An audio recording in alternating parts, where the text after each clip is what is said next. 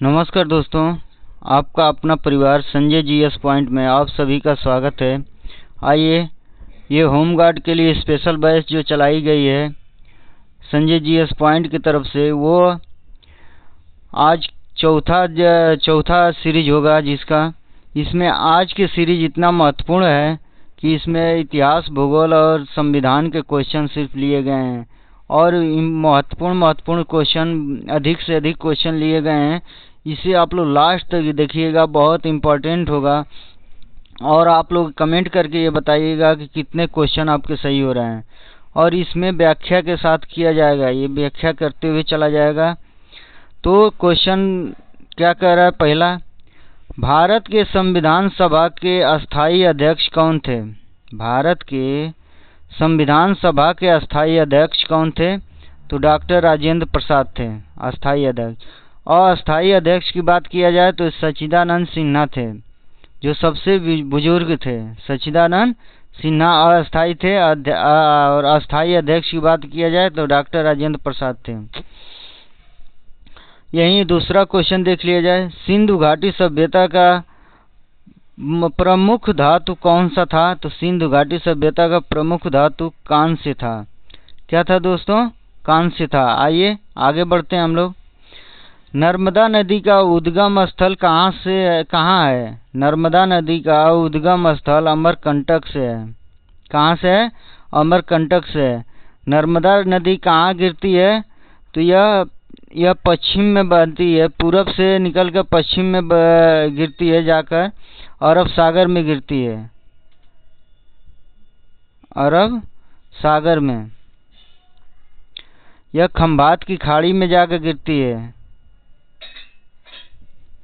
गुजरात के पास खंभात की खाड़ी है, उसमें जाकर अपना मुहाना बनाती है। आइए,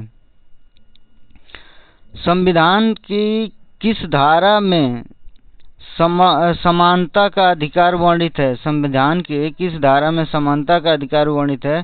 तो धारा 14 से 18 में किसका है? धारा 14 से 18 में समानता के अधिकार वर्णित किया गया है। आइए आगे बढ़ते हैं हम लोग। मगध साम्राज्य की राजधानी प्रारंभ में कौन सी थी? तो यह राजगिरी थी। क्या थी दोस्तों? राजगिरी थी। आइए, भारत का सबसे ऊंचा पठार कौन सा है? भारत का सबसे ऊंचा पठार दक्कन का पठार है। और विश्व का सबसे ऊंचा पठार जो पूछता है तो यह है तिब्बत का पठार। इस ऑप्शन में दे दिया है विश्व का भी। तो ऑप्शन में क्वेश्चन पढ़ के आप लोग ध्यान से हल करेंगे। ये भारत का सबसे ऊंचा पठार पूछ रहा है, तो ये क्या होगा? ऑप्शन ए होगा, दक्कन का पठार। आइए, राष्ट्रपति पद के लिए नामांकन पत्र किसके समक्ष प्रस्तुत किया जाता है? तो यह नामांकन पत्र जो प्रस्तुत किया जाता है लोकसभा महासचिव के समक्ष प्रस्तुत किया जाता है। चलिए आगे बढ़ते हैं हम लोग। मौर्य साम्राज्य के संस्थापक कौन थे? तो यह मौर्य साम्राज्य के संस्थापक चंद्रगुप्त मौर्य थे। कौन थे? चंद्रगुप्त मौर्य थे। किसको हराए थे? तो यह घनानंद को हराए थे। घनानंद को हराकर मौर्य वंश की स्थापना किए थे। आइए आगे बढ़ते हैं हम लोग। भारत में सर्वाधिक तटीय रेखा किस राज्य की है? तो सर्वाधिक तटीय रेखा गुजरात की है। कितना है? गुजरात की। सर्वोच्च न्यायालय के न्यायाधीशों की नियुक्ति कौन करता है? तो सर्वोच्च न्यायालय के न्यायाधीशों की नियुक्ति राष्ट्रपति करता है। आइए आगे बढ़ते हैं हम लोग। बुद्ध के जीवन से संबंधित बोध गया कहाँ स्थित है? तो यह बिहार में स्थित है। चलिए, स्वेज नहर किस दो जल स्रोतों को जोड़ती है? तो यह स्वेज नहर लाल सागर को भूमध्य सागर से जोड़ती है। स्वेज नहर लाल सागर को भूमध्य सागर से जोड़ती है। आइए आगे बढ़ते हैं हम लोग। राज्यपाल को हटाने का अधिकार किसके पास है? तो राज्यपाल को हटाने का अधिकार राष्ट्रपति के पास होता है। चलिए, चोल वंश का सर्वाधिक प्रसिद्ध शासक कौन माना जाता है? तो चोल वंश का सर्वाधिक प्रसिद्ध शासक राजराज चोल को माना जाता है। राजराज चोल को माना जाता है। भारत में काली मृदा किस फसल के लिए प्रसिद्ध है? तो काली मृदा कपास के लिए प्रसिद्ध है। भारत में काली मृदा कपास के लिए प्रसिद्ध है। संसद के संयुक्त सत्र की अध्यक्षता कौन करता है? तो संसद के संयुक्त सत्र की अध्यक्षता लोकसभा का अध्यक्ष करता है। कौन करता है दोस्तों? लोकसभा का अध्यक्ष करता है। दादा भाई नौरोजी किस विचार के लिए प्रसिद्ध थे? तो यह ड्रेन थ्योरी के लिए प्रसिद्ध थे। किसके लिए? ड्रेन थ्योरी के लिए प्रसिद्ध थे। अगला क्वेश्चन है, भारत का राष्ट्रीय जल मार्ग फर्स्ट किस नदी पर स्थित है? तो भारत का राष्ट्रीय जल मार्ग यह फर्स्ट गंगा नदी पर स्थित है। आइए, मौलिक कर्तव्य संविधान के किस संशोधन से जोड़ा गया है? तो ये मौलिक कर्तव्य 42वें संविधान संशोधन 1976 में जोड़ा गया था। 42वां संविधान संशोधन अधिनियम 1976 को मौलिक कर्तव्य जोड़ा गया था। आइए, पल्लव कालीन प्रसिद्ध सौर मंदिर कहाँ स्थित है?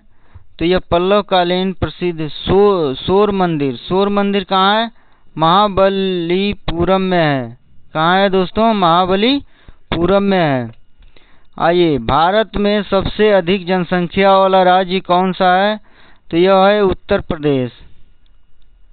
सबसे अधिक जनसंख्या वाला राज्य उत्तर प्रदेश है। पंचवर्षीय योजनाओं की शुरुआत किस वर्ष हुई थी? तो पंचवर्षीय योजनाओं की शुरुआत 1951 में हुई थी। दिलवाड़ा जैन मंदिर कहाँ स्थित है? तो दिलवाड़ा जैन मंदिर माउंट आबू में स्थित है। माउंट आबू कहाँ है? तो यह अरावली पर्वत की सबसे ऊंची चोटी माउंट आबू है, जो यह राजस्थान में है। राजस्थान में है। चलिए, लोकसभा के गठन का उल्लेख संविधान के किस धारा में है? तो लोकसभा के संगठन का उल्लेख किया गया है वो संविधान के 81वें धारा में है। अनुच्छेद 81 या धारा 81 में इसका उल्लेख किया गया है। आइए, नंद वंश के अंतिम शासक कौन थे? तो नंद वंश के अंतिम शासक घनानंद थे। अभी आपको आगे बताए थे, घनानंद को हराकर ही चंद्रगुप्त मौर्य ने मौर्य साम्राज्य की स्थापना किए थे। चलिए आगे बढ़ते हैं हम लोग। हिमाचल प्रदेश में कौन सी नदी बहती है? तो हिमाचल प्रदेश में ब्यास नदी बहती है। कौन सी नदी बहती है दोस्तों? ब्यास नदी बहती है। चुनाव आयोग में कुल कितने चुनाव आयुक्त होते हैं? तो चुनाव आयोग में कुल 3 चुनाव आयुक्त होते हैं। कितने चुनाव आयुक्त होते हैं? तो 3 चुनाव आयुक्त होते हैं और एक चुनाव आयोग। आइए आगे बढ़ते हैं। अजंता गुफा किस काल से संबंधित है? अजंता गुफा गुप्त काल से संबंधित है। अजंता गुफा गुप्त काल में बनवाया गया था, गुप्त काल से संबंधित था। आइए, कॉफी उत्पादन के लिए भारत का प्रमुख राज्य कौन सा है? कॉफी उत्पादन के लिए भारत में प्रमुख राज्य कौन सा है? तो कर्नाटक है। वीडियो अच्छा लगे तो लाइक, शेयर और सब्सक्राइब जरूर करें दोस्तों, और बेल आइकन दबा लें ताकि आप जो भी वीडियो पड़ेगा आपके पास तुरंत पहुंच जाए। और कमेंट करके जरूर बताएं कि आप लोगों का क्वेश्चन कितना सही हो रहा है और कितना आप लोग कर पा रहे हैं। कि चलिए, लोकसभा में न्यूनतम आयु कितनी निर्धारित की है? तो लोकसभा का न्यूनतम आयु 25 वर्ष निर्धारित की गई है। कितना है दोस्तों? 25 वर्ष निर्धारित की गई है। आज के लिए इतना ही। कल फिर मिलते हैं अगला सेशन 5 में। कल 50 क्वेश्चन लाया जाएगा। जय हिंद, जय भारत।